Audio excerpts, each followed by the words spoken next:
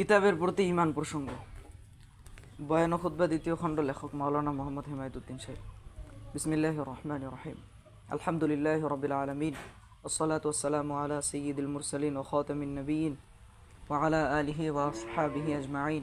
আম্মা বা'দু, ফাকাদ ক্বালা আল্লাহু তাআলা, আউযু বিল্লাহি মিনাশ শাইতানির রাজীম। ইন্না নাহনু নাযালনা আয-যিকরা ওয়া ইন্না লাহু লাহাফিযুন। ওয়া ক্বালা তাআলা, وإن كنتم في ريب مما نزلنا على عبدنا فأتوا بسورة من مثله وادعوا شهداءكم من دون الله إن كنتم صادقين। মুসল্লিয়ান একরাম, আমরা ঈমান সম্পর্কে আলোচনা করছিলাম। মৌলিক যে 6টি বিষয়ে ঈমান রাখতে হয় তার মধ্যে আল্লাহর প্রতি ঈমান এবং নবী রাসূলদের প্রতি ঈমান প্রসঙ্গে বিস্তারিত আলোচনা করা হয়েছে। ঈমানের আরেকটি মৌলিক বিষয় হলো আসমানি কিতাবের প্রতি ঈমান। আল্লাহর পক্ষ থেকে নবীদের কাছে ছোট বড় যত কিতাব এসেছে সবগুলোকে আমরা সঠিক বলে বিশ্বাস করি। নবীদের নিকট যেসব ছোট কিতাব এসেছে তাকে বলা হয় সহিফা, আর বড়গুলোকে বলা হয় কিতাব। এক বর্ণনা মতে আল্লাহর পক্ষ থেকে বিভিন্ন নবীর নিকট সর্বমোট 100খানা সহিফা নাজিল করা হয় এবং বড় কিতাব নাজিল হয় সর্বমোট 4খানা। এই 4খানার মধ্যে তাওরাত নাজিল হয় হযরত মুসা আলাইহিস সালামের উপর, জাবুর নাজিল হয় হযরত দাউদ আলাইহিস সালামের উপর, ইনজিল নাজিল হয় হযরত ঈসা আলাইহিস সালামের উপর এবং কোরআন নাজিল হয় আমাদের নবী হযরত মুহাম্মদ মুস্তাফা সাল্লাল্লাহু আলাইহি ওয়াসাল্লামের উপর। কোরআন নাজিল হওয়ায় অন্যান্য আসমানি কিতাবের বিধান রহিত হয়ে যায়, কেননা কোরআন হলো সর্বশেষ এবং চূড়ান্ত মেসেজ।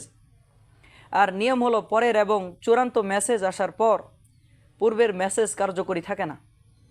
তাই কোরআন আসার পর পূর্বের আসমানি কিতাবসমূহের বিধান কার্যকরী থাকেনি। অতএব এখন যদি কেউ কোরআনকে বাদ দিয়ে তাওরাত, ইনজিল ইত্যাদি পূর্বের কিতাব ফলো করে চলে তাহলে তার মুক্তি হবে না। এখন একমাত্র কোরআনকেই ফলো করে চলতে হবে। আমরা সব আসমানি কিতাবের প্রতি বিশ্বাস রাখি। এর অর্থ হলো সব কিতাবই আল্লাহর প্রেরিত কিতাব, একথা বিশ্বাস করি। এসব কিতাবই নিজ নিজ যুগে কার্যকরী ছিল, একথা বিশ্বাস করি। কিন্তু সর্বশেষ কিতাব কোরআন আসার পর অন্য কোনো কিতাবের কার্যকারিতা বহাল থাকেনি। কোরআন আসার পর তাওরাত, ইনজিল ইত্যাদি কিতাবের কার্যকারিতা থাকবে না। এজন্যই আল্লাহর পরিকল্পনা অনুযায়ী আমাদের নবীর উপরে যখন কোরআন এসেছে এর আগেই তাওরাত, ইনজিল বিকৃত হয়ে গেছে। আসল তাওরাত, ইনজিল আর অবশিষ্ট থাকেনি, কারণ তার প্রয়োজনও থাকেনি। এখন দুনিয়ার কোথাও আসল তাওরাত, ইনজিল নেই। আজ ইহুদি খ্রিস্টানদের কেউ আসল তাওরাত, ইনজিল দেখাতে পারবে না। ইব্রানি ভাষায় তাওরাত নাজিল হয়েছিল, সুরিয়ানি ভাষায় ইনজিল নাজিল হয়েছিল। আজ ইহুদি খ্রিস্টান জগৎ এক কপিও মূল ভাষার তাওরাত, ইনজিল দেখাতে পারবে না। এ ব্যাপারে ওলামা একরাম চ্যালেঞ্জ পেশ করেছেন। এই চ্যালেঞ্জের জবাব তারা দিতে পারেনি। আসল তাওরাত, ইনজিল থাকেনি, তাই তাদের পক্ষে তা দেখানো সম্ভব নয়। এখন তাওরাত, ইনজিল নামে অর্থাৎ বাইবেল নামে যা আছে তা বিগত ইহুদি খ্রিস্টান পণ্ডিতরাও স্বীকার করেছে যে তারা যুগে যুগে এর মধ্যে পরিবর্তন করেছে। আল্লাহ তাআলাও এসব কিতাব বিকৃত হতে দিয়েছেন, কারণ এসব কিতাব কিয়ামত পর্যন্ত চলবে, সেটা আল্লাহর মর্জি নয়। এর বিপরীত কোরআন কিয়ামত পর্যন্ত চলবে আর কোনো কিতাব আসবে না। তাই আল্লাহ তাআলা কোরআনকে হেফাজত করার দায়িত্ব নিয়েছেন। কোরআন কোনো দিন বিকৃত হবে না, এ ব্যাপারে আল্লাহ তাআলা ঘোষণা দিয়ে দিয়েছেন। ইরশাদ হয়েছে, ইন্না নাহনু নাযালনা আয-যিকরা ওয়া ইন্না লাহু লাহাফিযুন। এই কোরআন আমি নাজিল করেছি এবং অবশ্যই এটাকে আমি সংরক্ষণ করব। অর্থাৎ কোনোভাবে এই কোরআন বিকৃত হবে না, কেউ এটাকে বিকৃত করতে পারবে না। আল্লাহ তাআলা কোরআনকে সংরক্ষণ করার ব্যবস্থাও করে দিয়েছেন। দুনিয়ার লক্ষ লক্ষ হাফেজ তৈরি হয়েছে, যাদের সিনায় কোরআন গাঁথা রয়েছে। এখন কেউ ইচ্ছা করলেও কোরআনের একটা জের, জবর, নোক্তারও পরিবর্তন করতে পারবে না। কোরআনের অর্থও কেউ বিকৃত করতে পারবে না। রাসূল সাল্লাল্লাহু আলাইহি ওয়াসাল্লাম কোরআনের ব্যাখ্যা দিয়ে গেছেন। রাসূল সাল্লাল্লাহু আলাইহি ওয়াসাল্লাম থেকে ব্যাখ্যা শিখে সাহাবা একরাম ব্যাখ্যা দিয়ে গেছেন। তাদের থেকে শিক্ষা করে পরবর্তীরা ব্যাখ্যা দিয়ে গেছেন। এভাবে ধারাবাহিক সূত্রে কোরআন ব্যাখ্যার বিশুদ্ধ ধারা চলে আসছে। অতএব কেউ বিকৃত ব্যাখ্যা দিবে আর তা ধরা পড়বে না, তার অবকাশ থাকেনি। কিয়ামত পর্যন্ত কেউ কোরআনের শব্দ, কোরআনের অর্থ কোনোটাকেই বিকৃত করতে পারবে না, বিকৃত করা সম্ভব নয়। কোরআনের ব্যাপারে আমাদের এই বিশ্বাস রাখতে হবে যে কিয়ামত পর্যন্ত কোরআন সংরক্ষিত থাকবে, কেউ তাকে বিকৃত করতে পারবে না। যদি কেউ মনে করে এই কোরআন বিকৃত, এই কোরআন আসল আসমানি কোরআন নয়, রাসূল সাল্লাল্লাহু আলাইহি সাল্লাম যে কোরআন রেখে গেছেন এই কোরআনে তার সবটা আসেনি, কিছু কিছু বাদ পড়ে গেছে কিংবা কিছু অতিরিক্ত এর ভিতরে ঢোকানো হয়েছে, তাহলে তার ঈমান থাকবে না। শিয়া ধর্মের লোকেরা আমাদের এই কোরআনকে বিকৃত কোরআন মনে করে। তারা কেন এই কোরআনকে বিকৃত বলে তা বোঝার জন্য তাদের আরেকটা থিওরি বুঝতে হবে। শিয়ারা মনে করে রাসূল সাল্লাল্লাহু আলাইহি সাল্লামের পরে প্রথম খলিফা হওয়ার যোগ্য হযরত আলী রাদিয়াল্লাহু তাআলা আনহু, কারণ তিনি রাসূলের বংশের লোক, রাসূলের জামাতা, তাই প্রথম খলিফা হওয়ার অধিকার তারই। তিনি রাসূল সাল্লাল্লাহু আলাইহি সাল্লামের খলিফা হওয়ার অধিক হকদার। যদিও ইসলামে এরকম রাজতন্ত্র নেই যে আপন বংশ থেকে বা আপনজন থেকে পরবর্তী খলিফা হতে হবে, কিন্তু শিয়ারা এরকম মনে করে বসেছে। এই ভুল দর্শনের উপর তাদের আরও অনেক ভুল দর্শন দাঁড় হয়েছে। তারা মনে করে হযরত আলী রাদিয়াল্লাহু তাআলা আনহু প্রথম খলিফা হওয়ার যোগ্য, তাহলে অন্য যারা হযরত আলীর পূর্বে খলিফা হয়েছেন তারা আলীর অধিকার হরণ করেছেন, আলীর প্রতি জুলুম করেছেন। যেমন হযরত আবু বকর সিদ্দিক রাদিয়াল্লাহু তাআলা আনহু প্রথম খলিফা এবং হযরত ওমর রাদিয়াল্লাহু তাআলা আনহু দ্বিতীয় খলিফা এবং হযরত ওসমান রাদিয়াল্লাহু তাআলা আনহু তৃতীয় খলিফা হয়ে অন্যায় করেছেন এবং অন্য সব সাহাবীরা তাদেরকে খলিফা মেনে নিয়ে সেই অন্যায়ের শিকার শরীক হয়েছেন। অতএব তারা সকলে আলীর শত্রু, আর তাদের দ্বারাই কোরআন সংকলন হয়েছে। কোরআনের প্রথম সংকলন হয় হযরত আবু বকর সিদ্দিক রাদিয়াল্লাহু তাআলা আনহু এর হাতে, তারপর ওসমান রাদিয়াল্লাহু তাআলা আনহু এর হাতে। শিয়ারা বলে কোরআনের ভিতরেই এমন সব আয়াত ছিল যাতে বোঝা যায় আলী প্রথম খলিফা হবেন। তারা বলে হযরত আলী রাদিয়াল্লাহু তাআলা আনহু রাসূলের আহলে বাইত বা রাসূলের পরিবারের সদস্য, আর আহলে বাইতের মর্যাদা সম্পর্কে কোরআনে একটা সারা ছিল। কিন্তু আলীর শত্রুরা যখন কোরআন সংকলন করেছে তারা পরিকল্পিতভাবে কোরআন থেকে সেই সব আয়াত ও সেই সূরাকে বাদ দিয়ে দিয়েছে। এভাবে শিয়ারা এই কোরআনকে বিকৃত মনে করে। শিয়াদেরকে খাঁটি মুসলমান বলে মেনে নেওয়া যায় না। যারা কোরআনকে বিকৃত মনে করে তারা খাঁটি মুসলমান থাকতে পারে না।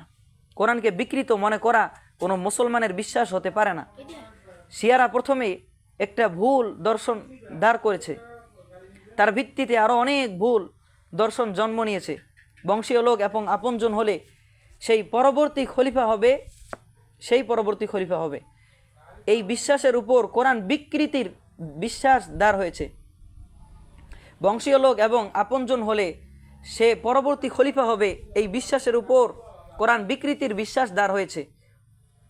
তার ভিত্তিতেই সমস্ত সাহাবীকে জালেম এবং অপরাধী সাব্যস্ত করা হয়েছে। আর জালেম ও অপরাধী সাহাবীদের দ্বারা বর্ণিত হাদিস গ্রহণযোগ্য হতে পারে না। তাই শিয়ারা হযরত আলী ও তার বংশধর ছাড়া অন্য সাহাবীদের বর্ণিত হাদিসকে গ্রহণ করেনি। ফলে এসব সাহাবীদের দ্বারা বর্ণিত হাদিস থেকে যেসব মাসাইল দাঁড় হয়েছে সেগুলোকেও শিয়ারা মেনে নিচ্ছে না। শিয়াদের আলাদা ফিকহ দাঁড় হয়েছে। এভাবে তারা বহু ভুল দর্শন দাঁড় করেছে। একটা ভুল দর্শনের উপর যা যা দাঁড় হয়েছে তার সবটাই ভুল। এক কবি বলেছেন, কোনো রাজমিস্ত্রি যদি দেয়াল গাঁথার সময় ভিতের ইট বাঁকা করে গাঁথে, তাহলে সেই বাঁকা ভিতের উপর যে দেয়াল দাঁড় হবে তা যতই উঁচু হবে বাঁকাই হবে। যা হোক, আমরা আলোচনা করছিলাম কোরআনের ব্যাপারে এই বিশ্বাস রাখতে হবে যে আল্লাহ তাআলা যেভাবে কোরআন নাজিল করেছেন হুবহু সেভাবে অবিকৃত অবস্থায় রয়েছে এবং কিয়ামত পর্যন্ত অবিকৃত অবস্থায় থাকবে। কোরআনের ব্যাপারে আরও যে বিশ্বাস রাখতে হবে তা হলো কোরআন আমাদের জীবনের সব কিছুর জন্য আদর্শ। কোরআনে কোনো আদর্শ সম্পর্কে দিক নির্দেশনা করতে বাদ দেওয়া হয়নি। কোরআনে কোনো আদর্শ সম্পর্কে দিক নির্দেশনা করতে বাদ দেওয়া হয়নি। আল্লাহ তাআলা ইরশাদ করেছেন, মা ফাররাতনা ফিল কিতাবি মিন শাই, এই কিতাবে আমি কোনো কিছু বর্ণনা করতে ছেড়ে দেইনি, কোনো কিছু বলতে বাদ দেইনি। কোরআনে কারীম আমাদের জন্য পূর্ণাঙ্গ আদর্শ। শুধু নামাজ, রোজা, হজ, যাকাত এই কয়টা মোটা ইবাদত শেখানোর জন্যই কোরআন আসেনি। শুধু নামাজ, রোজা, হজ, যাকাত এই কয়টা মোটা ইবাদত শেখানোর জন্যই কোরআন আসেনি, বরং আমাদের জন্ম থেকে নিয়ে মৃত্যু পর্যন্ত সব ক্ষেত্রের সব কিছুর আদর্শ শেখানোর জন্য কোরআন এসেছে। ঘরের বিষয়ে, বাইরের বিষয়ে, পরিবারের বিষয়ে, সমাজের বিষয়ে, দেশের বিষয়ে রাষ্ট্রের বিষয়ে, সব বিষয়ে পূর্ণাঙ্গ আদর্শ শিক্ষা দেওয়ার জন্য কোরআন এসেছে। হাদিস হলো কোরআনের ব্যাখ্যা। রাসূল সাল্লাল্লাহু আলাইহি ওয়াসাল্লামের সারা জীবনের সব কথা ও কাজ হলো হাদিস। তিনি তার সারা জীবনের কথা এবং কাজের মাধ্যমে তথা হাদিসের মাধ্যমে কোরআনের ব্যাখ্যা দিয়ে গেছেন। তাই কোরআন এবং হাদিস হলো আমাদের জন্য পূর্ণাঙ্গ আদর্শ। রাসূল সাল্লাল্লাহু আলাইহি ওয়াসাল্লাম যেহেতু তার সারা জীবনের কথা এবং কাজের মাধ্যমে কোরআনের ব্যাখ্যা দিয়ে গেছেন, তাই রাসূল সাল্লাল্লাহু আলাইহি ওয়াসাল্লাম হলেন বাস্তব কোরআন। একজন হযরত আয়েশা রাদিয়াল্লাহু তাআলা আনহুকে জিজ্ঞাসা করেছিলেন রাসূল সাল্লাল্লাহু আলাইহি ওয়াসাল্লামের চরিত্র ও জীবন আদর্শ কী ছিল। হযরত আয়েশা রাদিয়াল্লাহু তাআলা আনহা তাকে বললেন, তুমি কি কোরআন পড়নি? সে বলল, হ্যাঁ পড়েছি। তখন হযরত আয়েশা রাদিয়াল্লাহু তাআলা আনহা বললেন, কানা খুলুকুহুল কোরআন, অর্থাৎ তার চরিত্র ও জীবন আদর্শ ছিল কোরআন।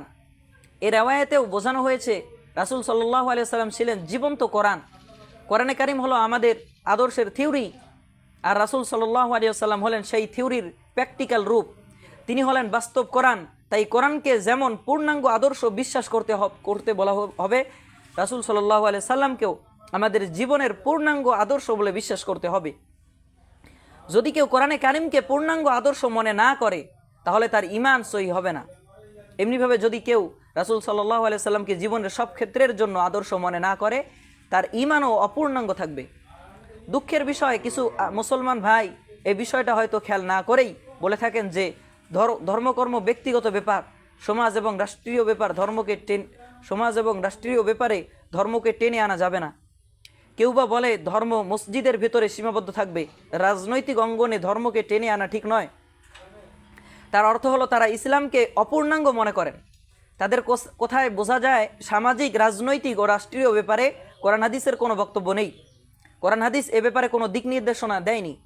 যদি এরকম বিশ্বাস নিয়েই তারা এমন কথা বলে থাকেন, তাহলে এটা তাদের ঈমানের জন্য ক্ষতিকারক। আর যদি আলেম ওলামাদের রাজনীতিতে কোণঠাসা করে রাখার কৌশল হিসেবে এরকম বলে থাকেন, দিলে দিলে ইসলামকে পূর্ণাঙ্গই বিশ্বাস করে থাকেন, তবুও কথা হিসেবে এটা কুফরি ধরনের কথা। তাই এটা চরম অন্যায় কথা। কোনো মুমিন বিশ্বাস করতে পারে না যে কোরআন হাদিসে অপূর্ণাঙ্গতা রয়েছে। কোনো ভাই বলে থাকেন কোরআন হাদিস সেকেলে যুগের বিষয়, আধুনিক জ্ঞান বিজ্ঞানের যুগে কোরআন হাদিস অচল। একথা স্পষ্টত কুফরি কথা।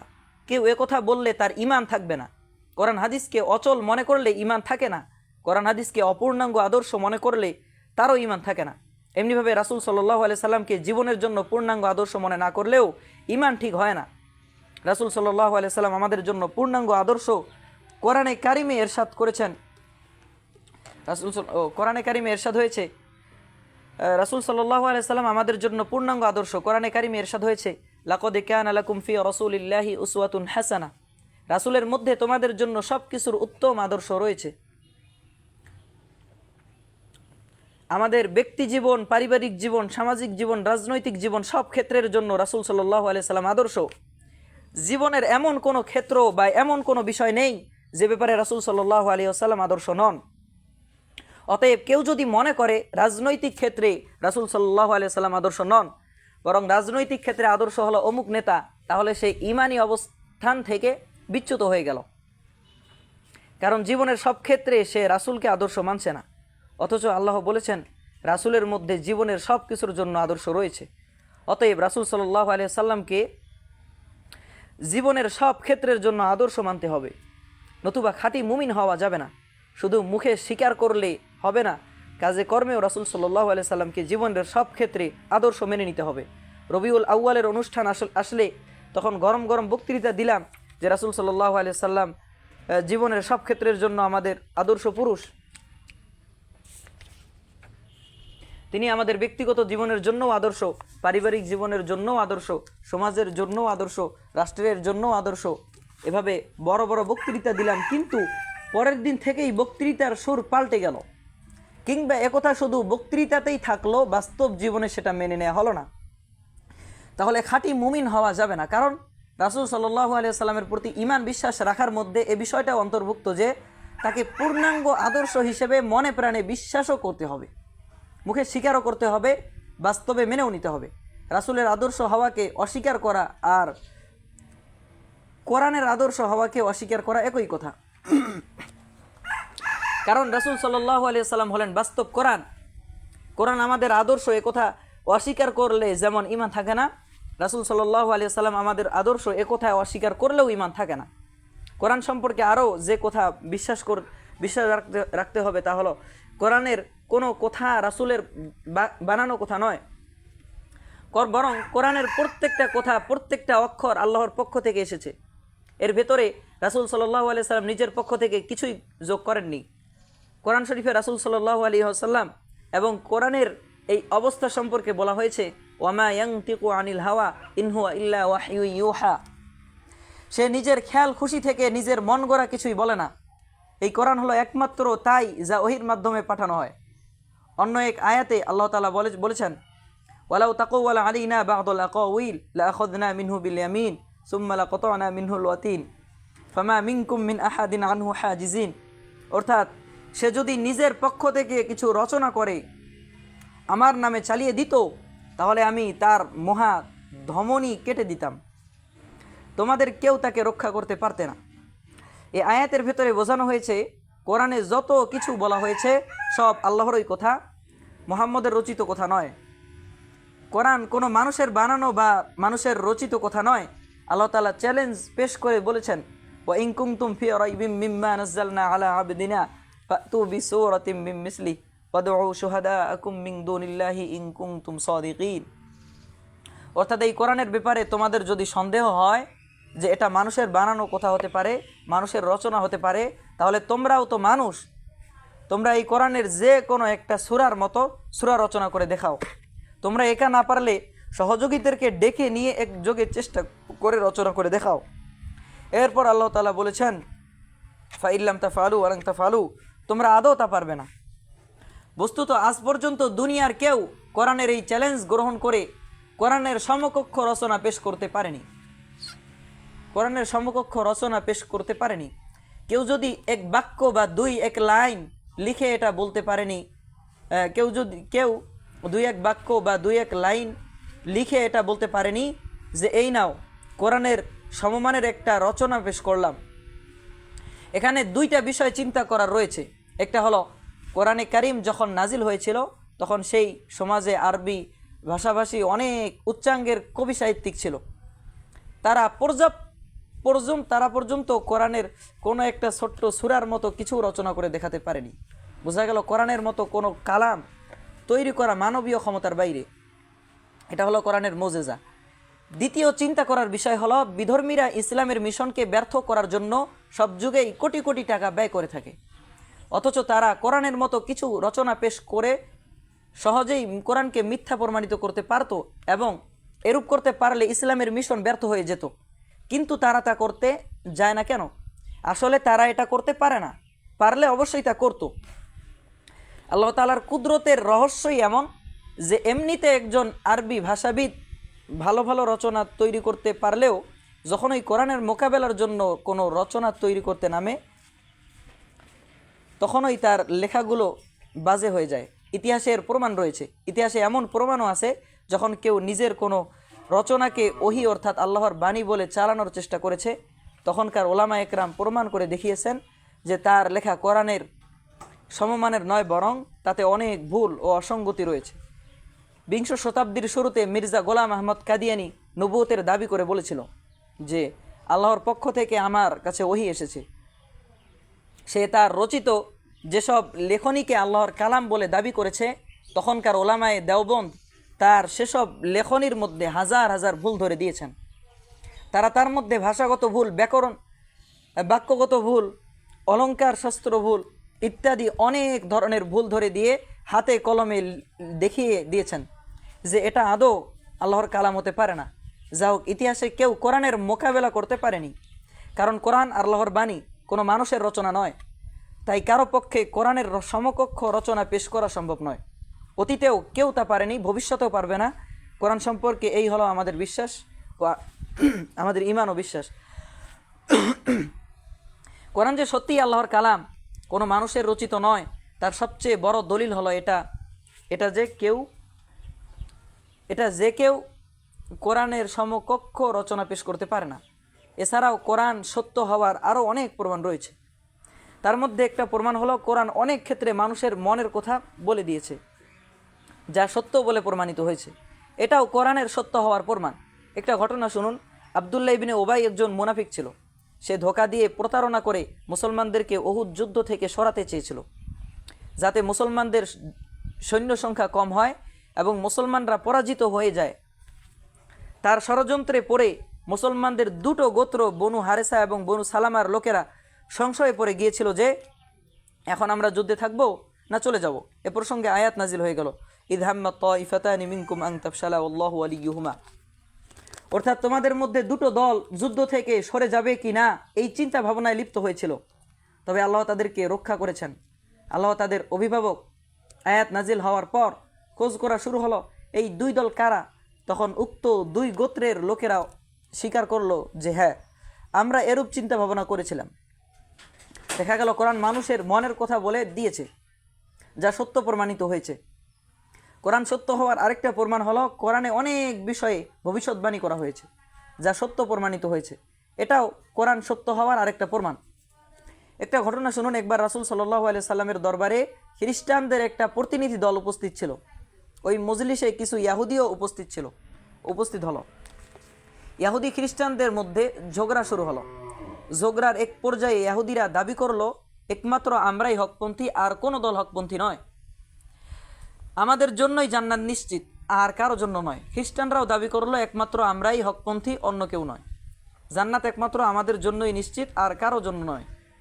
উপরন্ত ইয়াহুদিরা দাবি করত যে আমরা হলাম আল্লাহর প্রিয় পাত্র, অতএব আমাদের জন্য জান্নাত সুনিশ্চিত।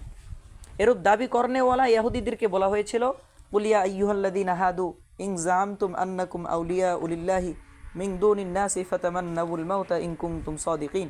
হে মুহাম্মদ, তুমি এদেরকে বলে দাও, যদি তোমরা আল্লাহর প্রিয় পাত্রই হয়ে থাকবে, মরলেই তোমাদের জন্য জান্নাত নিশ্চিত, একথা যদি সত্য হয়, এটা যদি মনের কথা হয়, তাহলে মৃত্যু কামনা করে দেখাও যে হে আল্লাহ, আমার মৃত্যু দিয়ে দাও। এরপর আল্লাহর সাথে সাথে এটাও বলে দিয়েছেন যে ওয়ালা ইয়াতামান্নাউনাহু আবাদাম বিমা কদ্দামাত আইদিহিম, কখনোই ওরা এ সাহস করবে না, ওরা মৃত্যু কামনা করবে না। এ আয়াত তাদের পরে শোনানো হলো, কিন্তু তাদের কেউ মৃত্যু কামনা করতে সাহস পেল না। যদি তারা নিজেদেরকে সত্যপন্থী মনে করত, তাহলে একবার মুখের কথা বললেই হতো যে হে আল্লাহ, আমাদের মৃত্যু দিয়ে দাও, তাহলে এটাই কোরআনকে মিথ্যা প্রমাণ করতে যথেষ্ট হতো। কিন্তু আল্লাহ যে ভবিষ্যৎবাণী করে দিয়েছেন যে তারা মৃত্যু কামনা করবে না, আল্লাহর ভবিষ্যৎবাণী সত্যই প্রমাণিত হয়েছে। আরেকটা ঘটনা শুনুন। নবী সাল্লাল্লাহু আলাইহি সাল্লামের হিজরতের 5 বছর পূর্বের ঘটনা। তখনকার দুই পরাশক্তি রোম আর পারস্য সম্রাটের মধ্যে যুদ্ধ লাগলো। যুদ্ধে পারস্য সম্রাট বিজয়ী হয়ে গেল, রোমকরা পরাজিত হলো। মক্কার মুশরিকরা ছিল পারস্যের সমর্থক, কারণ পারস্যের লোকদের সাথে মক্কার মুশরিকদের মিল ছিল। পারস্যবাসীরাও মক্কাবাসীদের মতো কোনো আসমানি কিতাবে বিশ্বাস করতো না। তাদেরও কেউ কেউ মক্কাবাসীদের মতো মূর্তি পূজা করত, কেউ আগুন পূজা করত। তাই মক্কার মুশরিকরা পারস্যের লোকদেরকে নিজেদের পক্ষশক্তি মনে করত, আর মুসলমানরা তুলনামূলকভাবে রোমকদেরকে পছন্দ করত, কারণ রোমকরা ছিল খ্রিস্টান। তারা আসমানি কিতাবে বিশ্বাস করত। এদিক থেকে তারা মুসলমানদের কাছাকাছি ছিল। পারস্যের বিজয়ে মক্কার মুশরিকরা খুব খুশি হলো এই ভেবে যে আমাদের পক্ষ শক্তির বিজয় শুরু হলো। তারা মুসলমানদেরকে বলল, হে মুসলমানরা, পারস্যবাসীরা যেমন রোমকদেরকে পরাজিত করেছে, সামনে আমরাও তোমাদেরকে ওরকম পরাজিত করব। মুসলমানরা কিছুটা মন ক্ষুণ্ণ হলো। আয়াত নাজিল হয়ে গেল, আলিফ লাম মিম গুলিবাতির রুম ফি আদনাল আরদি ওয়া হুম মিন বাদি গলাবিহিম সায়াগলিবুন ফি বিদঈ সিনিনা লিল্লাহিল আমরু মিন ক্বাবলু ওয়া মিন বাদ ওয়া ইয়াওমা ইযি ইয়াফরাহুল মুমিনুন। অর্থাৎ রোমকরা পরাজিত হয়েছে, আগামী 3 বছর থেকে 9 বছরের ভিতরে আবার রোমকরা বিজয়ী হবে, সেদিন মুসলমানরা আনন্দিত হবে। সাহাবা ইকরামের বিশ্বাস কেমন ছিল? আয়াত শুনে হযরত আবু বকর সিদ্দিক রাদিয়াল্লাহু তাআলা আনহু দৌড় দিয়ে চলে গেলেন মুশরিক নেতৃবৃন্দের কাছে। বললেন, তোমাদের খুশি হওয়ার কিছু নেই, কিছুদিন পরেই তোমাদের লোকেরা অর্থাৎ পারস্যরা পরাজিত হবে, রোমকরা বিজয়ী হবে। এ ব্যাপারে আয়াত নাজিল হয়ে গেছে। কাফেরদের নেতা উবাই ইবনে খালফ বলল, না, এটা কখনো হবে না, তাহলে বাজি ধরো। বাজি ধরা হলো। ঘটনা বেশ কিছু লম্বা, শেষ পর্যন্ত 100 উট বাজি ধরা হলো। কথা হলো, যদি আগামী 9 বছরের ভিতরে রোমকরা বিজয় না হয়, তাহলে আবু বকর সিদ্দিক রাদিয়াল্লাহু তাআলা আনহু 100 উট দিবেন, ওবাই ইবনে খালফকে, আর বিজয়ী হলে ওবাই ইবনে খালফ আবু বকর সিদ্দিক রাদিয়াল্লাহু তাআলা আনহুকে 100 উট দিবে। এর 7 বছরের মাথায় যখন বদর যুদ্ধ হয়, তখন একদিকে বদর যুদ্ধে মুসলমানরা বিজয়ী হলো, আরেকদিকে রোম পারস্যের ভিতরে যুদ্ধে রোমকরা বিজয়ী হলো। তখন তো আবু বকর রাদিয়াল্লাহু তাআলা আনহু হিজরত করে মদিনায় চলে এসেছেন। আবু বকর সিদ্দিক রাদিয়াল্লাহু তাআলা আনহু মক্কায় চলে গেলেন। ইতিমধ্যে উবাই ইবনে খালফ মারা গেছে, তার বংশধর থেকে তিনি 100 উট নিয়ে আসলেন। দেখা গেল কোরআনে যা ভবিষ্যৎবাণী করা হয়েছে তা সত্যে পরিণত হয়েছে। যদি সত্য প্রমাণিত না হতো তাহলে কোরআনকে মিথ্যা প্রমাণ করার জন্য এটাই যথেষ্ট ছিল। যা হোক, আবু বকর সিদ্দিক রাদিয়াল্লাহু তাআলা আনহু উট নিয়ে মদিনায় আসলেন। নবী সাল্লাল্লাহু আলাইহি সাল্লাম বললেন, এটা তো জুয়া, এটা খাওয়া যাবে না, সদকা করে দাও। জুয়ার মাল হারাম, যত রকম জুয়া সবই হারাম। এমনিভাবে কোরআন যে সত্য তার আরও বহু প্রমাণ রয়েছে। আল্লাহ পাক আমাদের ঈমানকে সহি ও মজবুত করে দিন, আমিন। ওয়া আখিরু দাওয়ানা আনিল হামদুলিল্লাহি রাব্বিল আলামিন।